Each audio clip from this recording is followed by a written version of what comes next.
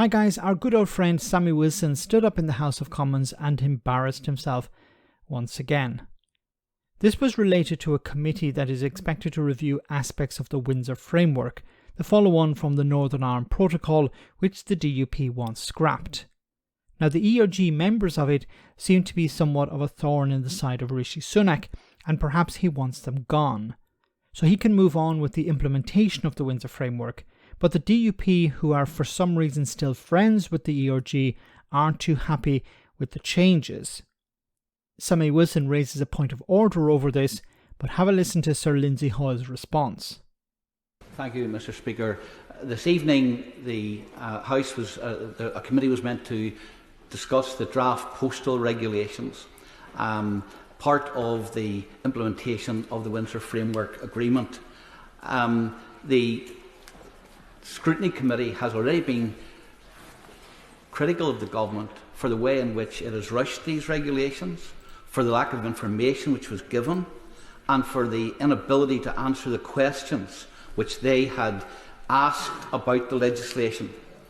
Today the government has announced, or has decided, that half of the Conservative members on that committee, who were approved by this House, selected by this House and approved by this House, are to be removed from the committee because it was felt that they might be too critical and ask too many questions of the legislation. Is it in order that, first of all, when members have been selected by this House, that they can be removed in this manner, especially when it is designed to stifle debate, and indeed one could only conclude that the actions which the government have taken would make the North Korean leader blush as a lack of democratic process? Okay, so comparing the UK government to North Korea. I have done that myself, but in a different way.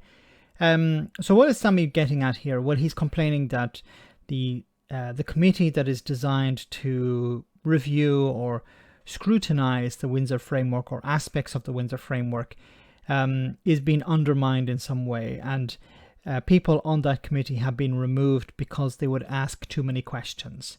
No, that's not really the case. It's probably more likely that they would try and bog down the committees or bog down the legislation over trivialities.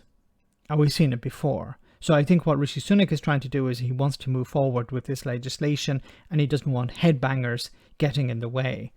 But is what Sammy Wilson brought up here correct? Well, what did the Speaker have to say? Can I first of all say, I think you all know the real answer without me going into it, but I'm willing to say I'm grateful to at least two honourable gentlemen for giving notice at the point of order. While I accept that it can cause inconvenience, I can confirm that it is possible for late changes of the membership of the delegated legislation committees to be made in the way that's been described. In any case, as I was going to say, but partly start, in any case, any member of the House, whether nominated or not, may attend and speak at any meeting of a delegated legislation committee.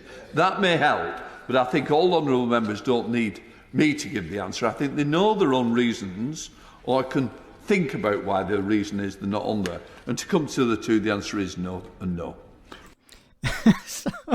So Sammy Wilson once again knocked on his behind. Really, what is the point of all of this? The DUP campaigned for Brexit. They got Brexit, but they didn't get the Brexit they wanted. So they threw their toys out of the pram and threw a temper tantrum and hoped that the consequence of Brexit, that meaning the border being put somewhere, would be put on the island of Ireland. They failed. The British government had no intention of putting the border on the island of Ireland. It made more sense to put it in the Irish Sea. It wasn't a requirement of Brexit, but it's the type of Brexit that Boris Johnson went along with. So this is the consequence of the Brexit that we had warned the DUP about, but the DUP ignored those warnings. And now they're complaining about the consequences of Brexit, the Northern Ireland Protocol and the Windsor Framework. And they're doing everything they can to try and slow it down, to try and undermine the legislation that the British government and Parliament itself has decided to go ahead with. A majority of MPs want to move forward with the Northern Ireland Protocol and the Windsor Framework. It's just a small batch of headbangers in the Conservative Party and the DUP itself that want to block any movement forward. And they failed, and they're going to continue to fail. And they can raise points of order, they can stamp their feet and jump up and down as much as they want in the House of Commons, but nothing is going to change. Rishi Sunak, it seems at the moment, it seems on the surface, wants to have a better relationship with the European Union than Liz Truss and Boris Johnson. So that seems to be the order of the day. Let me know in the comment section, guys, what you think. As always, your comments are greatly appreciated. Thanks a lot.